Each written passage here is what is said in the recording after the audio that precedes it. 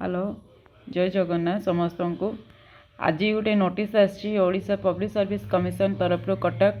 Number देखते 623 date है 27/1/2025 गोटे लेटर आसी assistant soil conservation officer exam जोड़ा कंडक्ट हम 9/2/2025 हम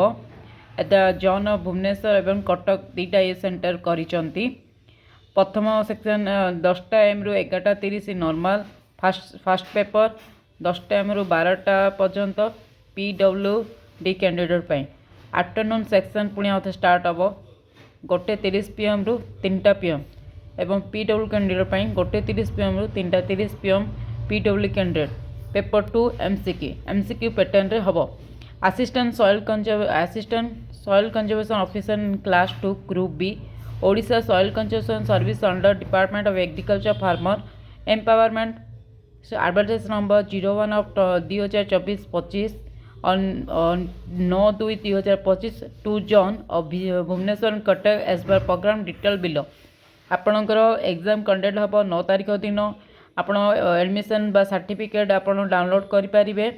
4/2/2025 तार वेबसाइट अवेलेबल है opsc.gov.in यू जाकि आप 4 तारिख आप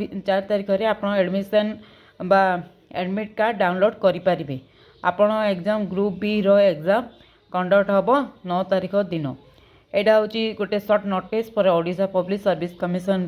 गोटे नोटिस आसी देखिपारे एवं जो कैंडिडेट माने अप्लाई करें 4 तारिख जाकि निजर एडमिट कार्ड डाउनलोड करेंगे। ये गोटे नोटिस आसी संपूर्ण भाव देखिपे आपण जाकि निजे opsc.gov.in रु आप निजे पूरा संपूर्ण भाव देखिपारे केबे केबे रही कौन रही एग्जाम देखु Odisha public service in Cuttack number 623 आज 27/1/2025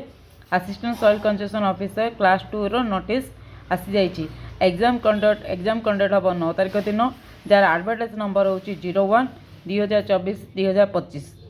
आपण पूरा संपूर्ण देखिपे मुझे शो कर दूची आपण निजे जाकि